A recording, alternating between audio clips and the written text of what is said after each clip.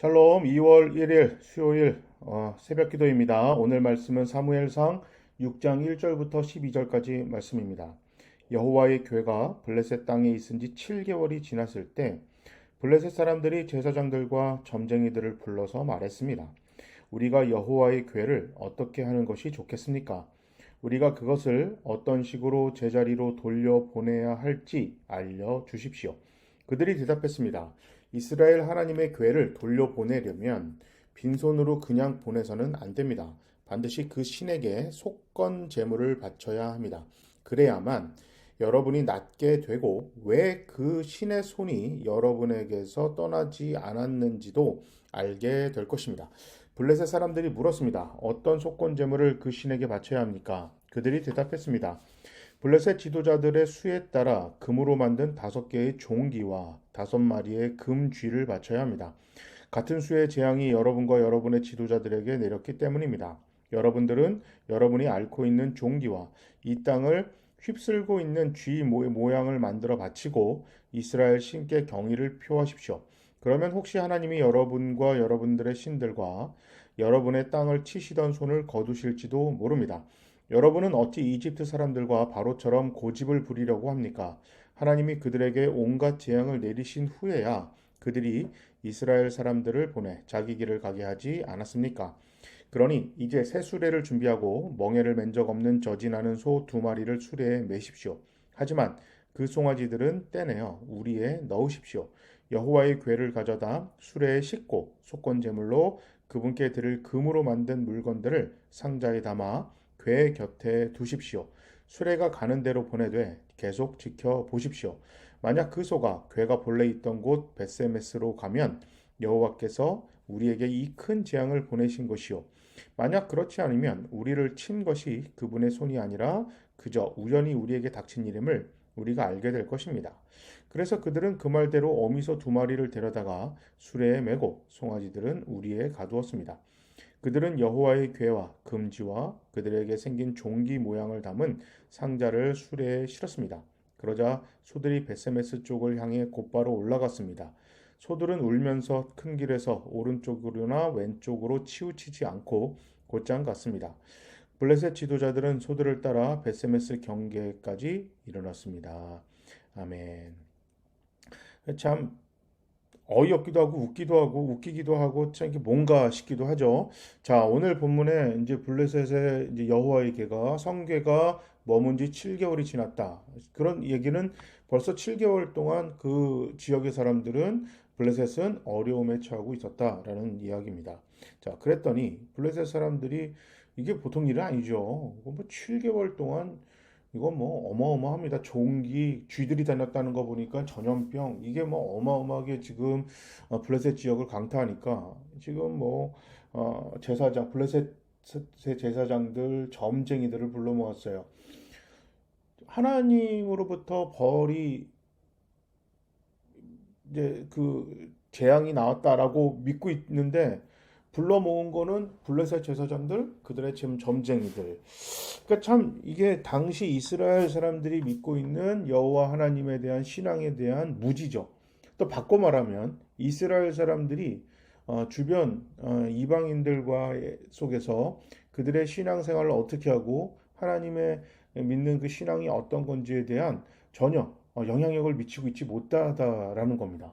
그러니까 붙어 사는데 바로 이렇게 경계에 붙어 있거든요. 이스라엘과 블레셋은. 그리고 심지어 이스라엘 사람들은 그들의 쟁기, 그러니까 다시 말해 농사 도구를 고치고 그걸 사기 위해서 블레셋 지역 사람들과 교류를 했어요. 왜 그랬냐면 당시 블레셋은 철기 문화를 갖고 있었고 이스라엘은 청동기 문화였거든요. 청동기 아니면 초기 철기 문화였기 때문에 이 쟁기나 뭐낫 이런 모든 것들이 농기구 그들의 생활 도구로 사용하는 철기들이 굉장히 약했어요. 그러니까 이 블레셋 쪽에서 가서 그것을 구입하거나 고치거나 이렇게 할 수밖에 없죠. 왜냐하면 우리 그 역사적으로 보면 철을 다루는 거는 불의 온도를 올리는 것이고 불의 온도를 올리는 거는 굉장히 기술력이에요. 왜냐하면 이걸로 칼을 만들기 때문입니다. 전쟁 도구를 만들기 때문에 함부로 유출하지 않죠. 자, 어쨌든 블레셋 사람들과 상업적인 교류를 할 정도로 이스라엘은 가깝게 지냈었단 말이에요. 그런데도 불구하고 이스라엘 사람들이 믿고 있는 야훼 신앙에 대해서 블레셋 사람들이 그 지식이 없다라는 얘기는 전혀 그 사람들에게 이스라엘 사람들이 믿는 그 하나님 그 믿음 생활 신앙이 하나님이라는 그 신이 굉장히 매력적이지도 않았고 영향력이 없었다.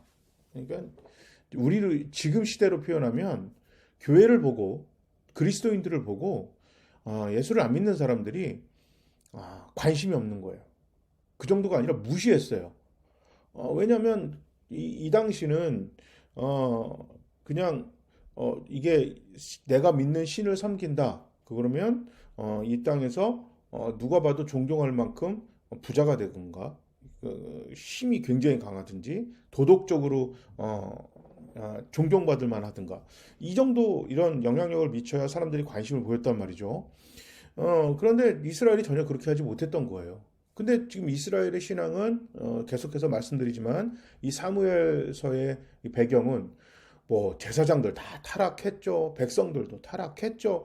지금 신앙적으로 다른 이제 신을 믿는 그 주변 나라나 주변 사람들에게 전혀 좋은 영향력을 미치고 있지 못했어요. 자, 어쨌든 자, 그래서 어떻게 하면 좋을까? 그러니까 뭐 쥐 형상을 만들고 그들의 몸이 난 종기 모양의 모양을 만들어서 금을 만들어서 보내라. 속건 제물이라고 하는 거는 우리 그 속건 제사 똑같아요. 다른 누군가에게 피해를 입혔을 때 그 피해를 입힌 거에 대한 피해 보상에 관련된 이 제사입니다. 그러니까 내가 누군가에게 피해를 입혔어요. 물질적으로나 육체적으로. 그러면 하나님 앞에 나가서 하나님 내가 그 사람한테 피해를 입혔습니다. 그러니까 뭐 이 문제를 잘 해결하겠습니다라고 다짐하는 제사를 드리는데 거기서 끝나는 게 아니라 속건제의 본래 의미는 그러니까 이 제사를 드리는 옛날 거기는 이 재판장도 함께 같이 했기 때문에 그 사람에게 내가 피해 입힌 만큼의 이 피해 보상을 하겠다. 이제 그런 의미의 제사예요. 그러니까 그 제사 드리면 끝 이 얘기가 아니라 내가 그 사람에게 피해를 만약에 뭐 이만큼 입혔습니다.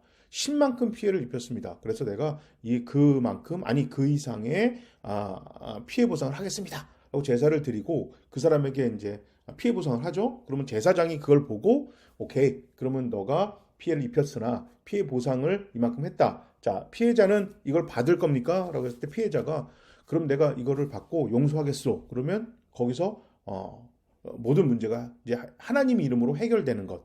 이게 속건제사의 아주 중요한 핵심이거든요. 그러니까 피해 보상은 없고 그냥 하나님 앞에 제사 드리면 됐다. 전혀 아니에요.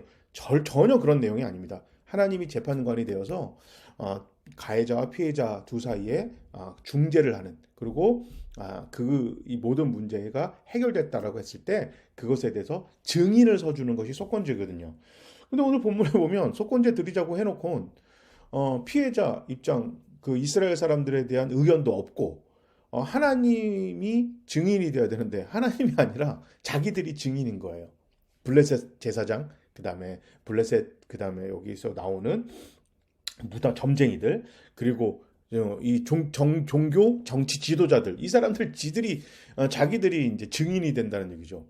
그러니까 참 안타까운 거예요. 어제도 제가 새벽기도 때 말씀드렸지만 하나님의 백성들이 교회가 바로 서지 못하면 이게 다 불행한 겁니다. 예수 믿는 사람들도 불행한 거고 안 믿는 사람들도 불행해지는 이런 안타까운 일이 벌어지죠. 그러면서 뭐 아이를 낳은 소를 해서 가야 된다. 그러니까 누군가를 피해를 입은 이스라엘 백성을 위로하기 위해서 소는 그 무슨 죄가 있어요? 아이를 막 낳은 소는 어미 소는 또 아기 소는 무슨 죄가 있어요? 또 다른 피해자를 만드는 거예요. 그러니까 이게 당시에 이 고대 근동 지방의 제사법이었어요.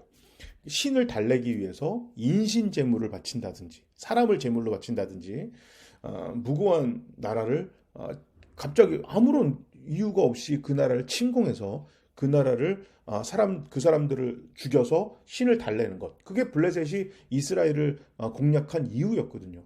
그들의 신들에게 제물을 바치고 이스라엘 사람들의 생명을 바쳐서 그들의 신을 달래고 그들의 신에게 잘 보이려고 하는.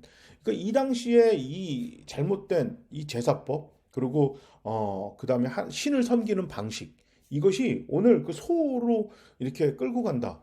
그 소는 무슨 죄가 있어요, 사실. 그러니까 피해자를 달래기 위해서 또 다른 피해자를 만드는 것. 이게 하나님의 방식이 전혀 아닙니다. 그런데 그 방식으로 하나님을 달래려고 했죠. 왜냐하면 어떻게 달래야 되는지 모르니까. 하나님이 뭘 좋아하시는지를 모르니까. 차라리 하나님이 정말 좋아하시면 솔직하게 가서 이거 성게 돌려주고 미안하다. 그러니까 너희랑 우리랑 뭐 철천지 왼수 관계도 아니었는데 우리가 이런 실수를 해서 너희 생명을 죽였다. 많이 그러고 재산도 피해를 입혔으니까 이거 어떻게 보상했으면 좋겠냐. 원하는 대로 얘기해라. 우리가 할 수 있는 만큼 도와주마. 이스라엘은 피는 피로 이런 제사법이나 하나님을 달래는 그런 방식이 아니었기 때문에 그럼 다른 방식으로 하나님이 또 제사장을 통해서 선지자를 통해서 이야기를 했겠죠. 그래서 그래서 그 사무엘을 통해서. 근데 전혀 블레셋도 그런 방법도 아니고 이걸 보면 교회가 진짜 이렇게 바로 서야 돼요. 그러니까 하나님이 정말 기뻐하시는 거예요. 나 죽어 너 살린다. 다른 사람을 배려하고 존중하고 친절을 베풀고 그다음에 교만하거나 다른 사람 무례하게 대하지 않고 함부로 평가하고 판단하거나 거짓된 증거를 하고 그다음에 불법을 좋아하고 이런 일을 하면 안 되는 것. 이것이 하나님 좋아하는 방식이라는 것을 세상이 알아야 돼요. 그렇게 하려면 우리가 그렇게 살아야 되잖아요. 오늘 말씀을 보면서 우리가 교회다운 교회, 성도다운 성도는 예수님이라면 어떻게 하셨을까? 이것에 대해서 끊임없이 고민하고 예수님이라면 선택하셨을 그 방식, 예수의 방식을 쫓아가는 우리가 돼야 우리도 행복하고 세상도 행복해지는 그런 참 선순환이 일어나실 것입니다. 제가 한번 기도하겠습니다. 사랑의 하나님, 교회다운 교회, 성도다운 성도가 되는 것이 세상을 먹이고 입히고 살리는 것뿐만 아니라 더 나은 세상으로 만드는 것입니다. 이것을 위해서 우리가 누군가 하겠지가 아니라 우리 교회부터 나부터 예수 닮아가는 예수님의 고민을 함께 고민하고 예수의 기쁨을 함께 행동으로 보여주는 우리 모두가 될 수 있도록 성령님 도와주시옵소서. 예수님 이름으로 기도합니다. 아멘. 자, 오늘도 믿음으로 승리합시다. 모두 샬롬.